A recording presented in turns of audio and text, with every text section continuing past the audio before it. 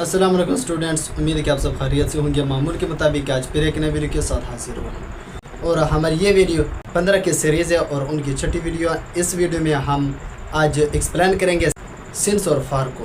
मैंने आप लोगों से वादा किया था कि मैं सिंस और फार के लिए एक आलीदे से वीडियो तैयार करूँगा और वो वीडियो आज मैं तैयार कर रहा हूँ। इंशाल्लाह आप लोगों ने साथ देना है।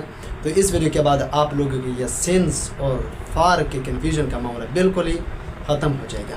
आप लोगों ने साथ देना है, वीडियो को एंड तक देखना है और किसी भी पॉइंट को स्किप नहीं करना। तो बिना किसी डिले के लेट्स बिगिन, चलते इसको समझते हैं।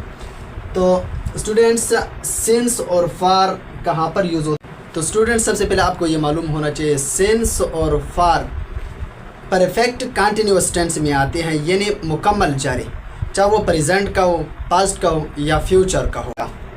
तो यहाँ पर देखते हैं हम सिंस और फार के चंद रूल्स है और कुछ लॉजिकल ट्रिक्स हैं।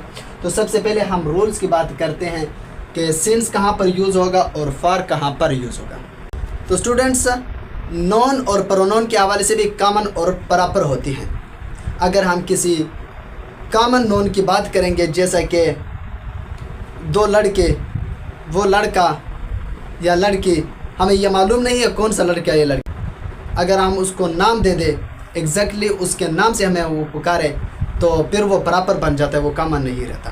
इस तरह अगर कोई जगह हो, जब तक हम उसका अपना नाम नहीं लेते तब तक वो कॉमन रहेगा, लेकिन जब हम उसको उसके नाम से नॉमिनेट करेंगे तब वो प्रॉपर बन जाएगा। जैसे कि इस्लामाबाद, लाहौर, तब वो प्रॉपर बन जाते हैं। तो ये तो नॉन, लेकिन टेम के हवाले से एक प्रॉपर टेम होता है जबकि दूसरा कॉमन टेम होता है। तो कॉमन टेम के लिए हम फार यूज़ करते हैं, जबकि प्रॉपर टेम के लिए सिंस यूज़ करते हैं। कॉमन टेम कौन कौन सी हैं, आइए देखते हैं। कॉमन टेम तो सेकंड, और सेकंड से बड़ा अगर आगे जाए मिनट, मिनट्स, और आगे day, week, month, year and then century, आगे सेंचुरी तक जाती हैं।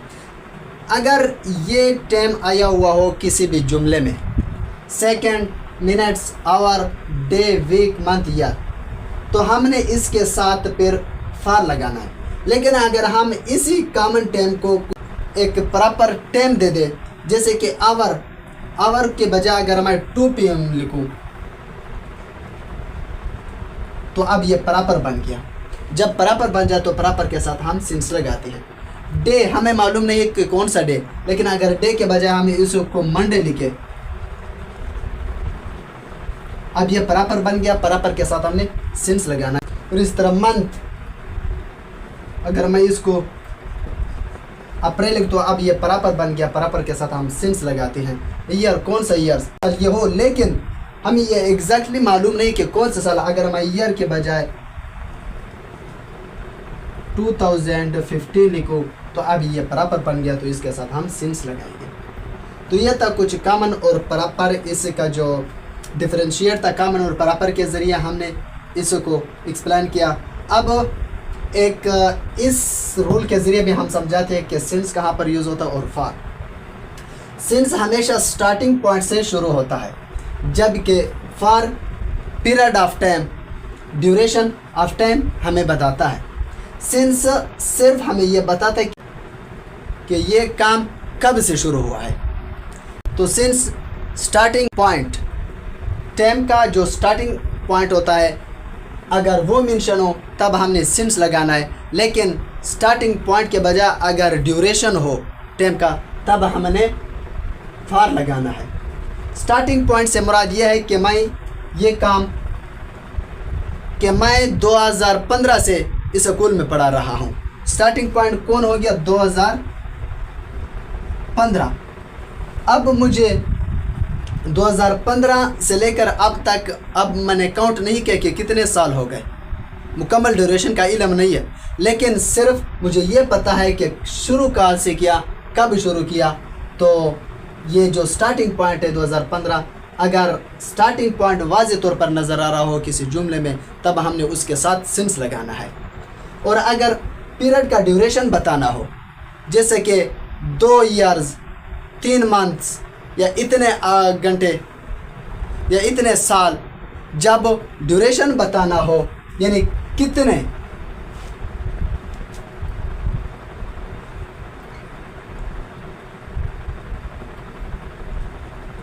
कितना अरसा, अगर कितना अरसे का बात हो तब हमने फार लगाना है। कब से अगर हो तब हमने सिंस लगाना है। सिंस और फार में वाज़ेह तौर पर फ़र्क मालूम कर सकते हैं। अगर किसी भी जुमले में स्टार्टिंग पॉइंट की बात हो रही हो तब हमने सिंस लगाना है। अगर कोई ड्यूरेशन हो, मुकम्मल दौरानिया बताना हो तब हमने फार लगाना है। अगर 2015 से ये स्टार्टिंग पॉइंट है यानी कब से शुरू किया, लेकिन अगर हो 5 सालों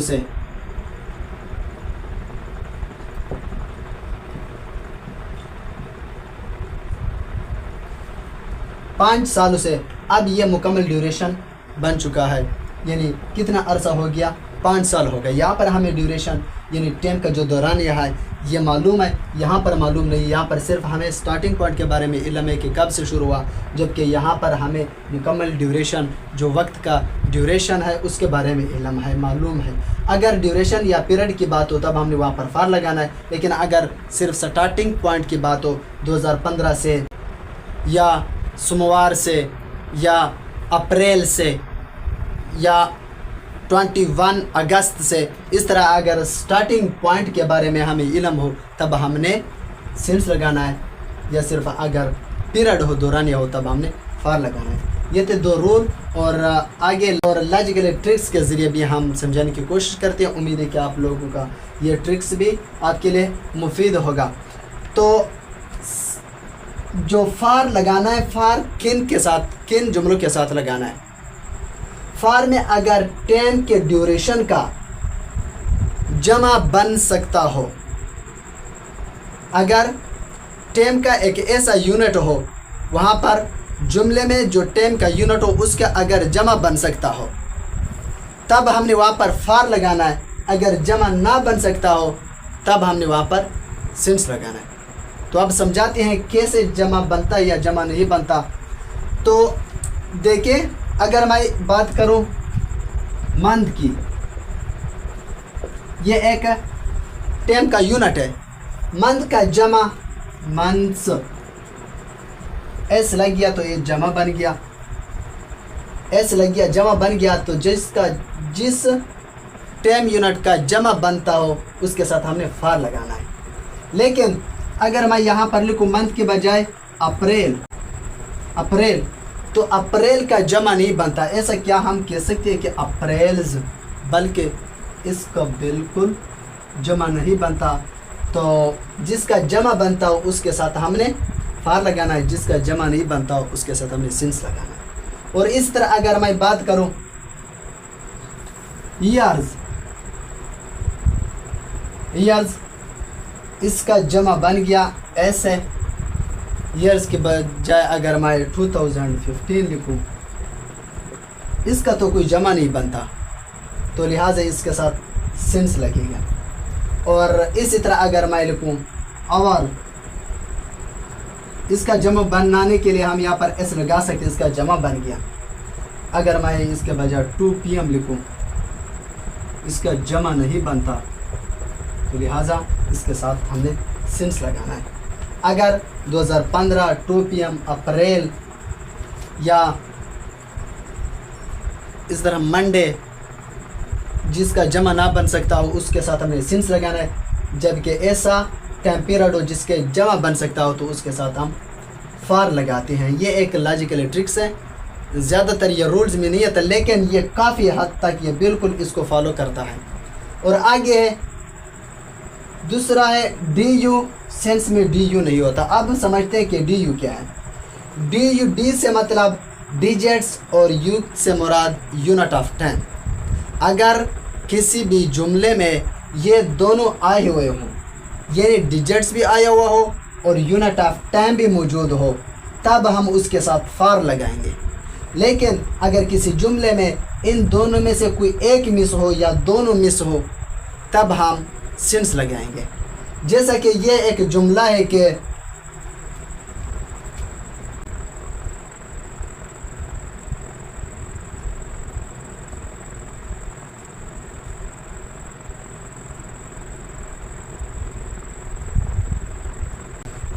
मैं 2015 से इस स्कूल में पढ़ाता रहा हूँ। अब देखते हैं कि digits and unit of time. अगर यहाँ पर ये डिजिट्स होंगे, जैसा कि डिजिट्स ये 2 सेकेंड, 30 मिनट्स, 3 आवर्स, ये डिजिट्स हैं, या 5 डेज, ये डिजिट्स हैं। ये डिजिट्स और साथ साथ जो टाइम का यूनिट है वो मौजूद हो, तब उसके साथ हमने फार लगाना है। लेकिन अब यहाँ पर देखते हैं कि क्या डिजिट्स और यूनिट्स दोनों मौजूद है या नहीं। मैं 2015 से इस स्कूल में पढ़ाता रहा हूँ। ना तो यहाँ पर हमें कोई टाइम का यूनिट दिखाई देता है, जैसा कि ये टाइम के यूनिट्स है, second, minutes, hour, day, week, month, year, ये टाइम के यूनिट्स है। यहाँ पर इनमें से कोई भी हमें नज़र नहीं आता, यानी टाइम का यूनिट्स यहाँ पर मौजूद नहीं है। दूसरा डिजिट्स 2015, ये ज़्यादातर डिजिट्स, लिहाजा जिसमें यूनिट्स, टाइम का यूनिट्स और डिजिट्स ना हो तो उसके साथ हमने सिंस लगाना है। तो इस फिक्रे में हमने सिंस इस्तेमाल करना है। लेकिन अगर मैं यहाँ पर लिखूँ मैं 5 सालों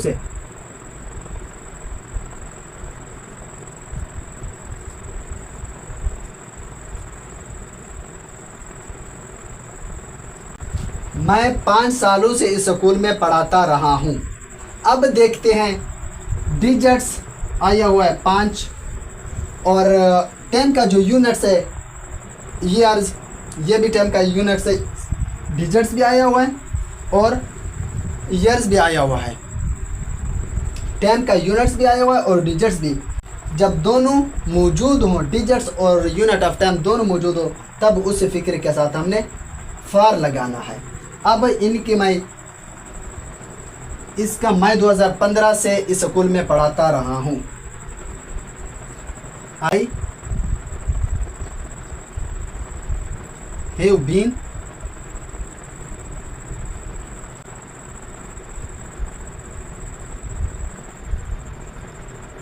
एट दिस स्कूल। अब पहले क्या, अगर मैं I have been teaching at this school 2015, यहाँ पर डिजिट्स और यूनिट नहीं है, तब हमने सिंस लगाना है। सिंस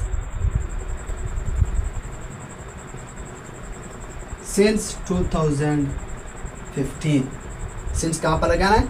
अगर डिजिट्स और यूनिट कोई भी मौजूद ना हो तब हमने सिंस लगाना है।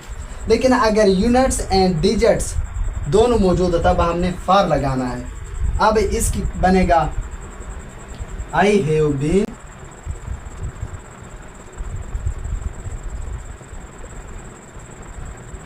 teaching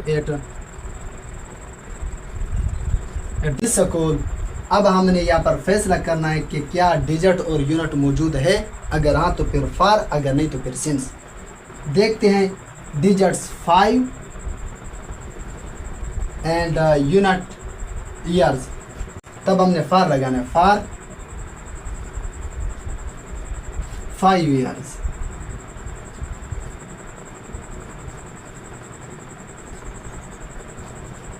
फार लगाना है।